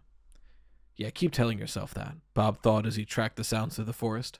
He was moving by feel now, afraid to turn on his penlight again. He had this insane idea that Ralpho was messing with him, playing a scary game of hide-and-seek. What was Bob dealing with? Was it a camp counselor with a sense of humor, or an animatronic with its circuits crossed? Or something more treacherous than either of those? Bob forced his brain to power down its thinking centers and focus only on keeping his body in motion. He concentrated on where he was putting his feet. He plowed through the forest the way Wanda mowed through shoppers in an after-Christmas sale. He had one goal. Stop the orange rabbit. He would not be deterred from that goal. But, wait. Bob halted next to a massive cedar. He listened, and listened. He heard nothing. Absolutely nothing. Had he imagined all the sounds he thought he heard? Or was Ralpho done playing with Bob? What if Ralpho was getting close to Cabin Nutta? What if he was already there? Bob thrashed back to the path, and when he reached it, he turned on his penlight to illuminate his way. Then he ran flat out. Bob hadn't run since he was on the football team in high school. He'd jogged some, but he never stuck with it. So when he reached the cabin, he could barely breathe. All he could do was open the door and fall inside. Once there, he firmly shut the door and slid to the floor. His legs splayed out in front of him. He heaved to get air into his oxygen-depleted lungs. He was making so much sucking, gasping noises that he was nearly drowning out his family's snores. Nearly, but not quite. The import of that hit him. They were still sleeping. All was well. Bob looked at his watch. It was only 5:25 a.m. Bob frowned. How was that possible? It felt like he'd been running around the forest for an hour at least. Bob shrugged. It didn't matter. What mattered was he was here, and Ralpho wasn't. The door behind Bob's back vibrated when a knock sounded. Bob whimpered. He stayed very still. Maybe if no one answered the door, Ralpho would go away. Another knock. This one louder. Bob got to his knees. He waited. Another knock. More insistent. Okay, playing possum wasn't going to work. Pretty soon Ralpho would be pounding on the door and he'd wake up Bob's whole family. Wasn't that what he was trying to stop? Bob turned, grasped the knob, and opened the door a few inches. He looked out. It was all he could do not to scream. Ralpho had been startling to behold from across the huge lobby in the lodge. Close up, Ralpho was just plain alarming. Taking a half step back, Bob braced one foot behind the door, held the doorknob firmly, and blocked the opening with his body. Bob looked up at Ralpho's face. Yes, up. Too far up. Ralpho was over 6.5 feet tall, just to the top of his head. His ears went up another foot or so. And speaking of his head, it was disturbingly big. Almost the size of one of those exercise balls Wanda liked to sit on. Bob forced himself not to look away from Ralpho's eyes, even though they were an unsettling bright pink. Ralpho gazed down at Bob and waited. Ralpho? Bob's voice cracked like he was barely older than Tyler. He cleared his throat and tried again. Ralpho, I'd like to respectfully request that we, cancel our bunny call. Ralpho didn't move. I'm sorry you came all the way out here, Bob continued, and I appreciate your time, but I've decided a bunny call isn't the best thing for my family. Ralpho was immutable. So like I said, Bob plowed ahead, with due respect, we won't be needing your services. Bob held his breath. 1 second, 2 seconds, 3 seconds, 4 seconds. Ralpho slowly nodded, turned, and headed down the steps of Cabin Nutta. Bob shut the door, locked it, and leaned against it, sighing deeply. Tears filled his eyes. He couldn't remember the last time he'd been so relieved. It was over. He'd been able to fix his mistake after all. Bob sank to the floor again. He sat and listened to the snores. He made a mental note to record these sounds before they left Camp Eternia. He might start using them to de-stress. Bob? Bob turned his head so fast he smacked it against the door. He heard Wanda shift on the double bed. Where are you? Wanda asked. Over here. Bob turned on his penlight and heaved himself to his feet. Why are you up? I'm not sure. Bob didn't shine his light at Wanda to see how his answer went over. He was hoping she was still mostly asleep. Wanda's brain generally didn't turn on fully until she'd been awake for a couple hours. Could you aim your light at the bathroom? No need to turn on my light, too. What time is it? Blankets and sheets rustled. The old box springs under the double mattress squeaked. Bob checked his watch again. It's 5:28. He aimed his light out in front of Wanda. It lit up enough of the room that he could see she had her sleep mask pushed up to the top of her head. She didn't look his way, which was a good thing, because he had no idea how to explain why he was standing in front of the cabin door. Too early to get up, she said. Absolutely. Bob heard what sounded like shuffling footsteps outside the cabin door. His breath caught, and he tilted his head to listen. Was it just a pine cone blowing across the porch? Maybe that was it.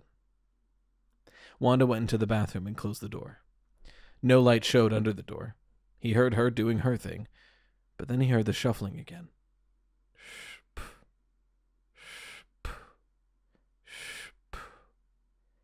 It was too rhythmic to be a pine cone. Was Ralpho back? Bob pressed back against the door. He couldn't have said why. Leaning on the door wouldn't prevent Ralpho from knocking. And if Ralpho knocked while Wanda was awake, the jig was up. Wanda came out of the bathroom, her gaze steady on the illuminated path of Bob's penlight. She didn't even look at him. Going back to sleep, Wanda said. Coming? Be right there, Bob said. I hope, he thought. Outside the door, the sound came closer.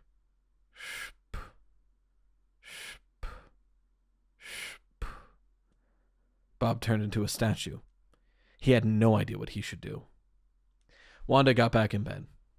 Light, she said. He flicked off his penlight, and he heard her plump up her pillow. She exhaled in contentment. Something thudded softly against the door behind him. The door moved slightly. Bob shoved his back more firmly to the smooth wood. Wanda's snores joined the kid's snores. Next to Bob's hip, the doorknob jiggled. What the heck? Bob jumped back from the door and shined his penlight at the knob. He reached a hand out, preparing to grab the knob, fling the door open, and ask Ralpho or whoever was out there what he, she, or it thought they were doing. Before he could touch the knob, though, he felt something like a static shock. Just a faint charge on the end of his fingertips. Bob knew it was a warning. He just knew it. Opening the door would be a very bad idea. Bob frowned. What? That was ridiculous. He was losing his marbles. Yes, someone was outside the door. Someone was trying the knob, but that was either Ralpho or another camper. Bob could handle either. Or could he? A metallic scratching sound came from the door. Bob bent over and listened. Someone was trying to pick the lock. Goosebumps erupted on Bob's bare arms. Ralpho, or someone, was trying to break into the cabin. What should he do? Bob looked around wildly. What did he need? A phone? No. No phones here. The bell. No, that wouldn't work. The bell was outside. It was outside and it was at the bottom of the porch. Bob would have to get past whoever was trying to break in to get to the bell. A lot of good this emergency bell was. A weapon. Bob needed a weapon. He swept the cabin with his light. Of course, it had no traditional weapons, no guns, no knives, no swords. This was a summer camp, not boot camp. Not even a bat. His kids hadn't signed up for softball. His light landed on tennis rackets and fishing poles. Bob swallowed down a hysterical giggle when his brain offered up an image of him fighting off an orange rabbit with a tennis racket in one hand and a fishing pole in the other. Bob heard a clink and a clink. Well, he had to do something. Grabbing one of the ladder-back chairs tucked around the table, Bob tilted it and shoved it under the doorway.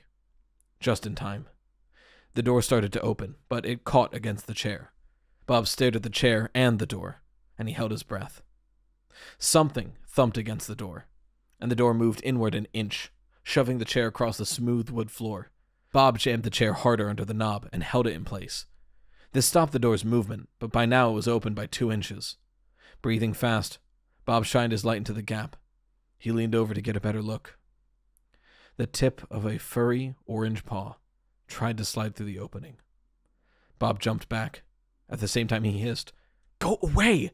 I said I wanted to cancel the bunny call!" Ralpho didn't seem to care what Bob wanted. He moved his paw back and forth in the door opening several seconds. Bob prodded at Ralpho's paw with his penlight, wanting to push the paw back out through the door, but Ralpho tried to grab the penlight. Bob snatched the light back, then hit Ralpho's paw with it. The paw wiggled a little, but didn't leave the opening, so Bob punched Ralpho's paw as hard as he could with his fist. Pain shot through Bob's knuckles, and he saw something dark and moist appear on the orange paw. Before Bob could figure out what he was looking at, the paw retreated from the 2-inch space. Bob took a deep breath and let it out. Okay, maybe Ralpho would go away now. Bob checked the time. It was 5:36. Surely Ralpho would give up and go visit other cabins with standing bunny calls. Bob wondered if he could go back to bed. His eyes felt like they were full of broken glass. How would he take part in camp activities for a full day on no sleep? A whump sounded from under the picture window. Bob whirled in that direction. Ralpho wouldn't try to come through a window, would he? Bob quickly aimed his penlight at the large rectangular glass-covered opening above the table and chairs. He sucked in his breath when his light caught the shadow of a large, misshapen head. "Oh no. No," Bob whispered as he leaped over to the window. It was locked, wasn't it? The window started to open. No, apparently it wasn't locked. Or it was locked and Ralpho had managed to unlock it. Or locks were irrelevant to Ralpho, just as irrelevant as Bob's request that Ralpho go away. The window opened farther, and an orange paw reached through. Then an ear. "Why don't you just stand here and watch? That's a good plan, Bob." Bob's sarcastic self-talk made a point. He needed to move. So he did. But as he lunged for one of the tennis rackets leaning against the wall, he cut himself some slack. It was, after all, reasonable to be dumbfounded in the presence of a furry orange intruder. Both of Ralpho's ears and most of an arm were through the window by the time Bob started beating on the ears and arm with a tennis racket. Careful to avoid missing the rabbit and hitting the window, Bob's defensive thwacks were relatively quiet. His family's snores didn't stop. Neither did Ralpho. Apparently impervious to the blows, Ralpho kept reaching into the cabin. "Get out!" Bob whispered. But Ralpho didn't respond. Bob looked at Ralpho's paw, which was just a few inches from Bob's chest. The paw was covered in blood. What? Blood? Bob stopped pounding with the tennis racket. He shined his light on Ralpho, whose head was now coming farther into the cabin. Bob stared into Ralpho's disquieting eyes. "Are you okay?" Bob asked. Ralpho stared back at Bob, but he didn't speak. Wasn't this just a guy in a freaky rabbit suit? Ralpho wasn't real, was he? Ralpho's head slid a little farther into the cabin. Whatever Ralpho was, Bob couldn't let him in. So Bob shifted his grip on the tennis racket. Instead of hitting Ralpho more, he used the racket to shove at Ralpho's encroaching head. Grunting, he pushed against Ralpho with all of his might. For a few seconds, Ralpho pushed back. It was like a bizarre tug-of-war in reverse. But Bob thought about his sleeping family, and that gave him the extra oomph he needed. Ralpho fell back out of the cabin. Bob quickly but quietly closed and locked the window. Realizing he was breathing loudly, he took a few seconds to get control of himself. Breathing out a long, muted breath, he was pleased when he no longer sounded like a train engine. How could Ralpho be bleeding? If Ralpho was a guy in a suit, why would he be willing to get injured to pull off a prank? Up until now, Bob's logical brain had been trying to tell him that the effort he was expending to keep Ralpho out of the cabin was beyond preposterous. Whoever was wearing or running Ralpho was being persistent, yes, but it was probably just part of some outrageous joke Campetenia staff played on anyone with the audacity to try and stop the bunny call. Bob's sense of urgency, his conviction that he was battling a truly dangerous foe, was more than likely all in his head. But a bleeding Ralpho put a serious crimp in Bob's theory. What if Ralpho really did want to get inside the cabin and hurt Bob and his family? Maybe Bob was losing his mind, but then again, maybe not. The window on the left side of the cabin started to slide open. Bob moaned. He'd forgotten Wanda opened that window. Bob charged over to the window just as Ralpho's bleeding orange paw began reaching through the opening. Bob slapped the window closed, catching the intruding paw. The paw bled more heavily, and it moved, reaching. Bob snatched up the tackle box sitting under the window and slammed the paw with the box. The contents of the box clattered, and the noise made Bob pause. The paw curled back toward the window, and Bob opened the window just enough to thrust the paw back outside with the end of the tackle box. He pushed the window closed and locked it. Bob shined his penlight around the cabin again. What would Ralpho do next? Come on, think, Bob admonished himself. Thinking, though, was a bad idea. If he thought, he'd have to face the fact that it really was Ralpho, a very determined Ralpho, willing to bleed to reach his goal, trying to get in the cabin. What else could he want? Bob certainly did not want to think about that. Right now, every one of his instincts was telling him to keep Ralpho out at any cost. This had gone beyond trying to stop Ralpho from scaring his wife and kids. This was about stopping Ralpho, period. Bob couldn't have explained what was going on, even if someone had put a gun to his head and demanded he explain himself. But he just knew that there would be horrible consequences if Ralpho got inside the cabin. Bob tilted his head and listened. He realized he had no idea where Ralpho was. Was Ralpho still outside this window, or had he moved on to a different one? Bob held perfectly still again and listened some more. At first, he heard nothing. He checked his watch. It was 5:43. 17 minutes to go, Bob whispered. And one more window Ralpho could get through. Why was Bob just standing there? Outside, the rhythmic shuffling moved past the cabin door.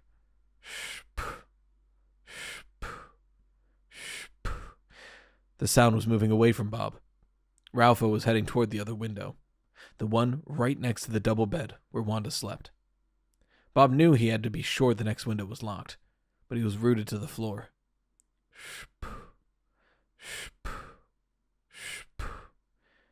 Ralpho was almost at the edge of the front porch, about to turn the corner. Bob moved. He ran through the cabin as lightly as he could, passing his sleeping wife and daughter. Just as he reached the window, it started to move. Bob grabbed the edge of the window and tried to close it. Ralpho kept trying to open it. Bob stuffed his penlight in his pocket and used both hands to force the window closed. He concentrated on keeping his breathing even and shallow. He didn't let himself grunt or groan in exertion. He just pushed the window closed, while Ralpho pushed the window open. Stalemate. How long did Bob stand there straining to close that window? It felt like hours, maybe days. Bob's muscles began to spasm. It felt like his biceps were filled with liquid fire spreading upward into his shoulders. He wanted to scream out in pain and frustration. Outside, faint pre-dawn light was pushing away the blackness. Bob could make out Ralpho's gargantuan head and ears. Bob was just inches from his adversary. Only window glass separated them. Window glass and Bob's determination to protect his family. Bob closed his eyes and gave his effort everything he had. Suddenly, the window slid shut. The snick of it latching into place seemed impossibly loud. Wanda stirred, but she didn't wake up. Weakly, Bob locked the window. Then he dropped his arms and shook them out. They felt like they'd turned into a pair of Cindy's flimsy jump ropes. Stepping away from the beds, Bob wiped at the sweat covering his face. He felt a ludicrous sense of accomplishment. A bump and a clatter came from underneath the cabin. Ralpho had moved on. Bob pulled his penknife from his pocket and aimed it at the floor. The trapdoor. Bob ran over to the trapdoor and stood on it. He immediately felt like an imbecile. His weight alone wasn't going to be enough to keep the trapdoor closed, at least not if he was standing. Ralpho could easily throw Bob off balance by opening it. Would sitting on the trapdoor work? Bob sat down on the door. He listened to the bumps under the floor, growing ever closer. The closer they came, the more Bob thought about how big Ralpho was. Bob wasn't a tiny guy, but he was pretty sure whoever was in the Ralpho suit would be strong enough to dislodge Bob from a trapdoor. And then what? What could he do now? He looked around, grasping for a solution. His gaze landed on the chest of drawers. Jumping up and running to the chest, he gave it a tentative shove. It was heavy, but it slid easily. The only problem was the sliding sound was noisy. Cindy's snores paused for a second, and then restarted. Bob's gaze darted around the cabin. Think, think, think. He spotted the quilt lying folded up at the end of the trundle bed. He mentally thanked Cindy for playing with it. If she hadn't, he probably wouldn't have noticed it. Grabbing the quilt, he laid on the ground. Another bump and a scuffle from under the cabin. Ralpho was almost to the trapdoor. Bob tilted the chest toward him, so it leaned on one side. He let it all the way down to the floor, on top of the quilt. Then he bent over, grabbed the edge of the quilt, and started dragging the chest toward the trapdoor as fast as he could. The trapdoor started to open. Bob jumped on the door. It closed with a snap that made Bob wince, but the snoring around him continued.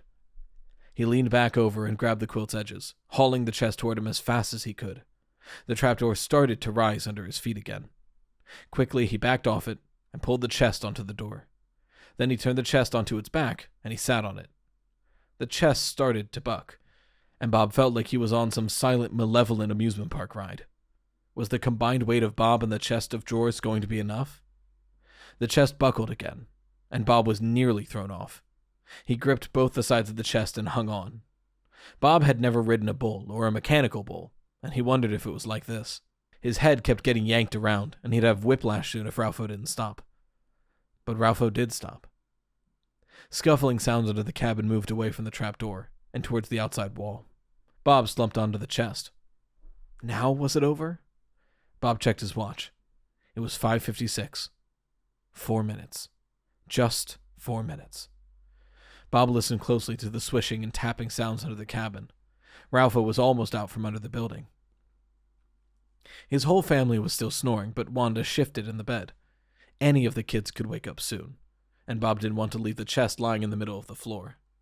After another few seconds of listening, Bob convinced himself that Ralpho was no longer under the cabin, so he quickly pulled the chest back to the wall and righted it. He then made a half-hearted attempt to fold the quilt and dropped it on the end of the bed. Then Bob thought about Ralpho's bleeding paws. Did any blood get inside the cabin? Like on the tennis racket or the tackle box? Bob decided he didn't want to look. Instead, he trotted to the fridge and pulled off some paper towels from the roll Wanda had put on top. He quickly wiped down both the tennis racket and the tackle box. Plus, he wiped down all the windows and the floor beneath each one. Now, wanting very much to climb into bed himself, Bob waited. His instincts were telling him he had to stay alert. But why? The cabin was secure. Ralpho was retreating. A sudden rap drubbed against the back of the cabin. The back of the cabin? What was Ralpho doing there? Nothing was back there. No. Wait. The loft window. Bob's stomach and heart switched places. He'd forgotten all about the loft window. Clamping his penlight in his teeth, Bob climbed the ladder up to the loft as fast as he could, even though every step raised his dread meter higher. He really didn't want to climb up to the loft at all. If Ralpho was up there, Bob didn't know if he could handle it. But he had to. After all, his boys were also in that loft. When Bob's head reached the top of the ladder, he hesitated. Then he took a deep, shaky breath. He shined his light at the window on the far wall as he peered up into the loft. Bob's light revealed the upper half of Ralpho, already through the window. Bob let out a choked cry. Thankfully, his astonishment cut off the sound in his throat, and his boy snored on. Gaping at Ralpho, Bob was momentarily paralyzed. This situation was so far beyond anything his mind could process that he felt fully and thoroughly shut down. All Bob could do was stare. But he had to move. He had to keep Ralpho away from his family. Why did he just keep gawking? And suddenly, Ralpho paused in his climb through the window. He gazed back at Bob, and neither of them made a sound. Bob trembled and clutched the loft ladder so hard his hands throbbed. Outside, dawn arrived, and light shined around Ralpho's orange head, making him look, for an instant, like some kind of supernova monster. Bob was superglued to the ladder. He listened to his own uneven breathing. And Ralpho began backing out of the window. Ralpho retreated completely from the cabin. His head dropped below the level of the window. Then, silence. Silence all around. Bob closed his eyes and dropped his head to the top step of the loft ladder. "Dad?" Abruptly, the cabin was filled with intense white light. The luminous intrusion into his consciousness felt so invasive that Bob blinked several times and tried to figure out where he was. It felt like he'd been transported to another, otherworldly place. Bob squinted. He recognized the wide-eyed face of his sleep-rumpled son. "What are you doing?" Aaron asked. He stood underneath the pull string to the exposed light bulb that now lit up the loft. Everything cascaded back into place. The bunny call, Ralpho, Bob's frenzied determination to stop the threat to his family. "What time is it?" Bob asked. "Huh?" "The time." Aaron picked up his cell phone from his nightstand. Really, the only function their phones had out there was a clock. "It's 6, Aaron said. Tears filled Bob's eyes. "Dad?" Aaron repeated. "What are you doing?" Bob ignored him. Now Tyler was sitting up, rubbing his eyes. "Mama, up!" Cindy's high-pitched voice demanded from down below the loft. "Dad, why are you hanging onto the ladder?" Tyler asked. He threw back his covers and shifted to the edge of his bed. Bob didn't know if he could move. He felt like all the muscles had left his body. But he couldn't stay where he was. He didn't have the strength. So, up or down? Up was closer. Bob climbed the rest of the way into the loft, without answering Tyler's question, because he didn't yet know how to answer it. Bob collapsed next to Tyler. He motioned for Aaron to join them. Looking at his father as if he had grown a second head, Aaron slowly crossed to Tyler's bed. Bob patted the space next to his hip, and Aaron frowned but sat down. Tyler and Aaron exchanged a look. Then Bob reached around the back of the boys' necks and pulled them in close. He dropped his arms around their shoulders and squeezed them in a long, tight hug. He wanted to say something, but he was too emotional to talk. He just wanted to hold on to his boys. His precious boys. For as long as... "Dad, you're kind of squeezing the life out of us," Tyler said. Bob let up on the hug, but didn't let them go. He cleared his throat and got his voice to work. "I love you guys," he said. "So much." He looked at both of them in turn. Both boys had creases on their cheeks from their night's sleep. Their eyes were crusty, and they had sour morning breath. Bob didn't care. They were his sons. They were perfect. "You know how much I love you, right?" he asked them. Tyler and Aaron looked at each other again. Yeah?" Aaron said. "Yeah," Tyler agreed. "We love you too, Dad," Aaron said. A click came from the cabin's first floor, and more light blasted through the little building. Wanda was up. "Bob, what are you doing up there?" Wanda's scratchy, early morning voice sounded wonderfully normal. "Come on, boys," Bob said. The boys didn't move when Bob got up, but Bob grinned at them before heading down the ladder. What a wonderful morning. It was great to be alive. At the bottom of the ladder, Bob turned toward the double bed and scooped up his daughter from it. "Cindy Lee, my buzzy honeybee," he exclaimed before buzzing in her ear. Cindy immediately began giggling hysterically. Then she put her arms straight out to her sides and instructed, "Fly, Daddy, fly!" Bob happily picked her up and he ran around the room with her yelling, "Zoom goes the buzzy honeybee, zoom zoom, buzz buzz." "Zoom zoom, buzz buzz," Cindy repeated. Then she let loose with a high-pitched squeal of glee. "Bob?" Wanda said. She was standing by the bed in her bright yellow silk pajamas, her hand on her hips. "What?" he asked. "Something weird is going on." "What makes you say that?" Wanda frowned. "I have no idea." She shook her head. "I must have been having a strange dream." Cindy squealed again, and Wanda looked at her daughter and at Bob. Her mouth dropped open and her eyes widened. The bright light in the cabin brought out the reddest strands in Wanda's hair. Bob couldn't remember her ever being more beautiful. He flew his buzzy honeybee over to his wife, and he engulfed both wife and daughter in a long, tight hug. "I love you, I love you, I love you," he declared while Cindy said, "Buzz, buzz," and Wanda said, "What's going on?" Bob didn't answer her. He just squeezed. "Be skished," Cindy said. "Ow!" Bob released them. He looked at their gorgeous faces, flushed and smiling. Admittedly, Wanda's smile was tentative. It was mixed with what appeared to be confusion, but she was smiling. "Daddy, pee-pee," Cindy said. Bob set his daughter down. Wanda took Cindy's hand and led her into the bathroom. The second Wanda and Cindy were in the bathroom, Bob looked around the cabin, checking his blood cleanup. He didn't see anything he'd missed. And what did he do with the paper towels he'd used? He checked his pockets and felt them there, but he didn't pull them out because Aaron and Tyler were coming down the ladder. Putting Ralpho out of his mind, Bob hugged his boys again. They tolerated the hugs for a few seconds until Tyler announced, "I'm hungry." The bathroom door opened. Cindy, her arms straight out from her side, started buzzing again. Bob reached out and grabbed Wanda by the hand to pull her close. "It's a beautiful day, and we're together. And we have lots to do today," he said, spinning Wanda into a dance around the cabin. Wanda laughed. "Who are you, and what have you done with my husband?" Then she gave up and allowed him to sweep her up into the dance. Heading to breakfast at the main lodge, Cindy skipped ahead, but Bob held tight to Wanda's hand. The sun was already ascending into a brilliant blue sky. The evergreen's boughs were as bright green in the early morning, and they seemed to be reaching toward that sky, as if in celebration of the new day. Chickadees played in the forest undergrowth, their fee-fee calls joined with few-chuck cries of the western bluebirds Bob could see flitting through the higher tree branches. A woodpecker added a rat-a-tat from the tree just out of view. On a low-hanging branch near the trail, a chipmunk chattered. Swick, swick, as it fluffed its tail. Bob felt like he and everything around him had been cartooned. It all felt too colorful, too cheerful, too, well, cartoony. After everything that happened the night before, he wouldn't have been surprised if families around him broke into song. Campitania was hopping this morning, as everyone was heading to the lodge for breakfast. Kids were running and playing as they went. Aaron and Tyler raced off to join some new friends in a game that involved a lot of shouting. Today, all the activity didn't bother Bob. He was still riding the high of his profound relief. "I take it you've decided this place isn't too bad?" Wanda asked. Bob grinned at her. "There are worse places." Much worse, Bob thought 15 minutes later as he sat down at the table with his family, eating his way through some of the thickest, tastiest pancakes he'd ever known. "Well, what's in these?"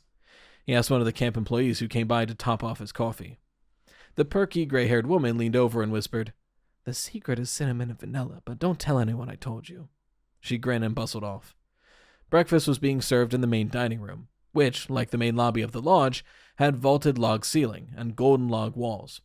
Bob appreciated that the room was filled with dozens of round tables, so families could eat together instead of being forced to join everyone else at long communal tables. The only long table was the one at the front of the room, and it seemed to be reserved for the Campitania staff. Bob took another bite and watched his kids eat. Aaron and Tyler were stuffing as many pancakes in as they could, acting like they'd never have another chance to eat, ever. Cindy had both pancake and syrup smeared adorably all over her face. Around them, dozens of conversations filled the room with a lively hum that blended with the clinks and clatters of silverware and stoneware. The air was sweet with the aroma of maple and butter. Excuse me! Excuse me!" The loud tink-tink-tink of a spoon hitting the side of a glass lowered the decibel level in the room part way. "Could I have your attention, everyone?" Bob and his family, and most of the other diners, looked toward the staff table. In the middle of it, a tall, tanned man with a beard waved at everyone. "Over here," he called. Bob recognized him from the picnic and the campfire the night before. Talking died down. A few more rustlings and murmurings gave way to silence. Everyone looked at the man. "Remember me from last night? I'm Evan, the owner of Campitania, and your host. I hope everyone had a good first night." Bob tensed, but kept a smile on his face. Most everyone else cheered. Good, Evan said. "Okay, a few announcements." Bob prepared to zone out. He figured Wanda would let him know whatever he needed to. "First," Evan said, "regarding the bunny calls." Every cell in Bob's body went on high alert. He tuned in. "My apologies to those who signed up for a bunny call," Evan said. They should apologize, Bob thought.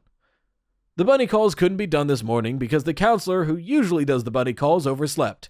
Ralpho wasn't able to make his rounds today. Bob stared at Evan. These really are great pancakes, Wanda said. Aren't they, Bob?